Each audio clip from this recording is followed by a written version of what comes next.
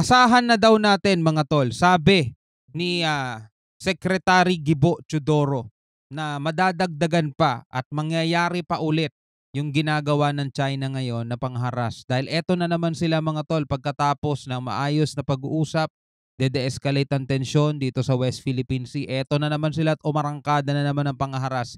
Sa pagkakataong to, hindi sa dagat sa himpapawid mga tol, dahil nagpakawala sila ng flare, no, sa dinadaanan ng ating eroplano, which is very very dangerous daw mga tol. Dahil kapag yung flare na pinakawalan nila ay hinahigop ng ating propeller, yung intake, pwedeng masunog yung ating aircraft at bumagsak yun. Ganon kalala. At ang sabi ni Secretary Gibo Teodoro, pwede pa daw maulit tong ginagawa ng China, no? So ito, panoorin natin naman to mula sa UNTV News. Bilang isang Pilipino mga tol, dapat may pakialam tayo sa mga ganitong balita. Dapat inaalam natin bawat issue sa mga ganito. Nagbibigay tayo dapat ng ating opinion at reaksyon. Dahil bilang isang Pilipino mga tol, mahalaga sa atin ang kapayapaan. Ayaw natin ng gulo, ayaw natin ng gera, no? Pero dapat aware tayo sa mga ganitong mga bagay para hindi kayo madala o maniwala sa mga propaganda nila. Dahil maraming naglipa ng pro-China dito sa Pilipinas na binabaliktad nila yung totoong pangyayari at isinisisi sa Pilipinas lahat-lahat mga tol ang kasalanan ng China. So ito mula sa UNTV News to mga tol, panoorin na natin.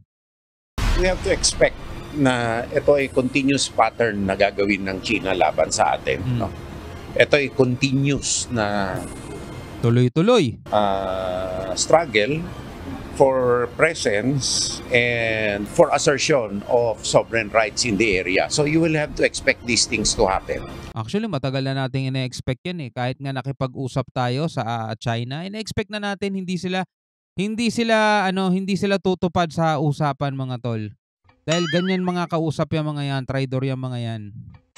Hindi mananahimik ang Pilipinas sa panibagong harassment ng China sa West Philippine Sea. Ito ang tiniyak ni Department of National Defense Secretary Gilberto Teodoro Jr. lalo na ngayong umabot na hanggang sa himpapawid ang bullying ng Chinese forces. Biruin mo ang sinasabi nila, airspace daw nila yan Wow Ani mo'y nasa ibaba lang ng kalaw ang himpapawid na yun, yung bansa nila. Di ba? Kung eto, lumilipad ang eroplano natin sa ibabaw ng city ng China, halimbawa sa mainland China, lumilipad yung eroplano natin, pwede nilang gawin yan mga tol pero nasa karagatan to mga tol Nasa karagatan yan Diba? At isa pa, nasa loob ng exclusive economic zone ng Pilipinas. Biruin mo, airspace daw nila yon. Tignan mo nga naman. Sinabi ng Armed Forces of the Philippines na nagpakawala ng flares ang dalawang eroplano ng China sa ruta ng Philippine Aircraft NC-212 na nagpapatrolya sa Bajo de Masinloc noong August 8. Ligtas naman ang piloto at crew ng Philippine Air Force at nakabalik naman sila sa Clark Air Base. Pero peligroso nila ang ginawa ng China at panghihimasok sa lawful flight operations ng Pilipinas sa sarili nitong teritoryo. Diba? Ayan, balikan natin The incident posed a threat to Philippine Air Force aircraft and its crew, interfered with lawful flight operations in airspace within Philippine sovereignty and jurisdiction, and contravened international law and regulations governing safety of aviation. Lumalabag na nga sila pagdating sa batas ng dagat, lumalabag pa sila pagdating sa batas, sa himpapawid mga tol. At isa pa, tignan mo naman to, nasa airspace tayo within Philippine sovereignty and jurisdiction. Ano sinasabi nila? Lehitimo daw yung ginawa nila at naaayon sa batas. Tatawanan mo na lang talaga sila pagkaharap mo siguro sila, tatawanan mo na lang sila na tatawanan dahil puro sila mga delusional di ba? Hihimasok sa lawful flight operations ng Pilipinas sa sarili nitong teritoryo. Ang dami talaga ng flare is parang it will deflect any incoming missiles into so parang protection ng aircraft yan. But in that case, nung lumipad sila at nagpalipad sila ng flare sa harap ng isang aircraft, that is already dangerous, very dangerous. Kasi for instance, biruin mo, yung flare pang protection pala sa mga missile yun ng kalaban. For example, may humahabol sa yung kalaban, diba, para hindi kanya matarget. O kaya naman pag nagpakawala siya ng missile, papakawala ka ng flare para doon tatama yung missile, doon nasasabog. Diba? Ibang klase pala talaga tong ginagawa ng China, diba? Kapayapaan ba yan? For instance, yung mga flare na yun ay nakarating dun sa ating aircraft. No? Pwedeng mahigot dun sa propeller or sa intake or pwedeng masunog pati yung ating aircraft. It's very dangerous. No? Ayon kay Secretary Chodoro, hindi dapat palagpasin ang aksyon ng China dahil lalabas na sumasang-ayon ang Pilipinas sa ginawa nilang panghaharas. Oo, 'di ba? Hindi dapat talaga pinapalagpas yung ganun. Dapat nga buong mundo na kumunde na sa kanila 'di ba? Naturally, hindi tayo pwedeng pabayaan ito kahit nasabihin ng publiko, diplomatic protest or whatnot. We cannot not. Nandoon tayo sa diplomatic protest kasi gawain na talaga natin yan para maipakita natin sa buong mundo na hindi natin hangad ang kaguluhan. Gusto natin makuha pa rin to sa usapan maayos. Pero hindi tayo pwedeng manahimik na hayaan na natin. Submit lang tayong diplomatic protest tas no comment na lang, hayaan na natin na batas. Hindi ganoon. Ipaalam natin sa buong mundo kung anong ginawa nila, di ba? Do it. Kung hindi, nag-aakies tayo. Sinabi naman ng Department of Foreign Affairs, maghahain sila ng protesta kontra China kaugnay ng insidente. Alam naman natin walang mangyayari dyan sa protesta na yan eh. Pero sige, gawin na lang din natin. We will protest this latest move na coming at a time na medyo nagka-calm down ng konti and then bigla na lang nangyari ito. The President has come out very strongly on this and we will maintain that position. Sobrang dami na nating na-submit na protesta pero mga tol, may nabalitaan na ba kayong may nangyari ni isa doon sa mga protestang isinabmit natin? Walang tugon ng China dyan mga tol. Kaya alam naman natin kung ano mangyayari dyan sa protesta na yan mga tol. Walang mangyayari dyan. Pero sige, gawin na natin, ipakita natin sa buong mundo, Pilipinas talagang ayaw nila ng gulo. Etong China lang talaga ang gusto na magkaroon ng gulo. Ayon sa DND, bahagi ang pangyayaring ito sa naratibo ng China sa pag-angkin sa buong South China Sea na hindi naman suportado ng international community. Tama. Dinadaan rin nila sa lakas at puwersa ang pag-angkin sa teritoryo kahit pa ang Pilipinas ang may karapatan sa West Philippine Sea. Tama. All they have on their side is brute force, no, and strength and might. And that's what they're gonna do. Yan. Diba? Paulit-ulit natin sinasabi mga tol, nung si Xi Jinping na upo at naging presidente, ang nasa isip niyan mga tol, palakasin niya ng palakasin yung kanyang hukbong sandatahan. Kasi mga tol, ang China is mahirap din naman yan dati, 'di ba? Dalawa nga lang daw ang niyan ang klima diyan o ang season diyan eh. Sabi ng mga Filipino-Chinese, kaya sila nag-migrate sa iba't ibang mga lugar. 'Di ba? Sobrang hirap daw talaga diyan.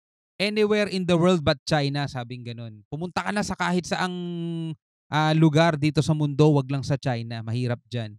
So eto si Xi Jinping mga tol, ang ginawa niya, palakas siya ng palakas, 'di ba? Hindi nila makukuha yung iba't ibang mga resources sa iba't ibang mga bansa kung ang gagamitin nila is legal.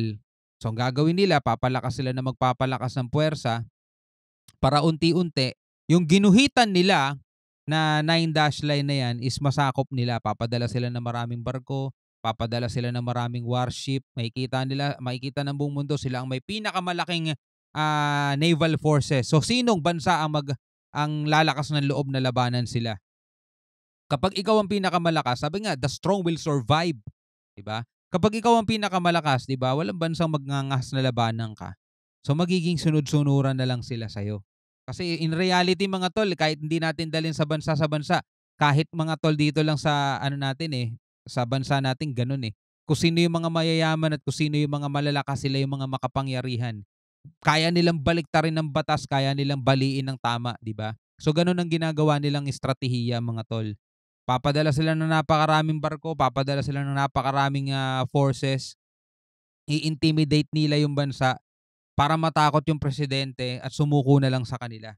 So sa legality, wala silang panalo doon eh. Kukunin nila by force, by might, 'di ba? By strength. Yun lang ang meron sila. Sabi ng gano'n ni Gibo Chodoro. Their side is brute force, Yan. no, and strength and might. And that's what they're gonna do.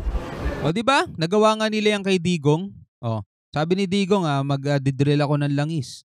Sabi ni Xi Jinping, don't do that or we're going to have a trouble. O, natakot si Digong. 'Di ba? Takot si Duterte. O, anong nangyari? Kaibigan na niyan China. Friend na lang tayo. O di ba nakuha ng China ang gusto niya? Tanong, umabot ba tayo sa gera? Bakit pa magsasayang si Digong ng panahon para makipaglaban sa China? Alam naman niyang hindi siya mananalo. So nakipagkaibigan na lang siya. Yun ang gustong mangyari ng China. Pilipinas, makipagkaibigan na lang tayo sa kanila. Sumunod na lang tayo sa kung ano man ang gusto nila.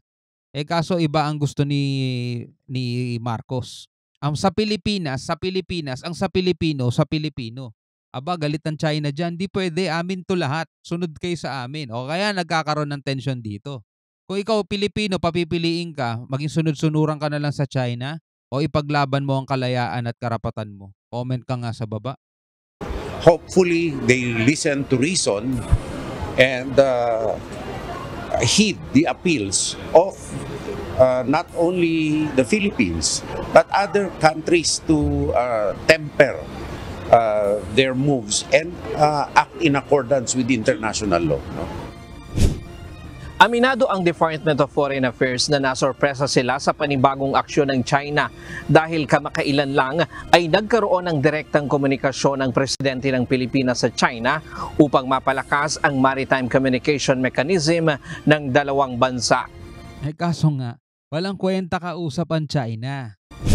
Hindi ito ang unang beses na nagsagawa ng dangerous maneuver ang Chinese aircraft laban sa Philippine Air Force. Pero ito ang unang pagkakataon na gumamit sila ng flares. Sa kabila nito, sinabi ng AFP na hindi sila magpapasindak at tuloy pa rin ang kanilang maritime domain awareness operations sa West Philippine Sea. Yeah. Ryan Lacanlale, UN. Alright, bilang isang Pilipino, ano ang masasabi mo rito? Comment ka sa ibaba. Pwede ka magbigay ng iyong reaksyon, opinion at saloobin sa comment section natin. Hanggang sa muli, ako nga pala si Shobal D.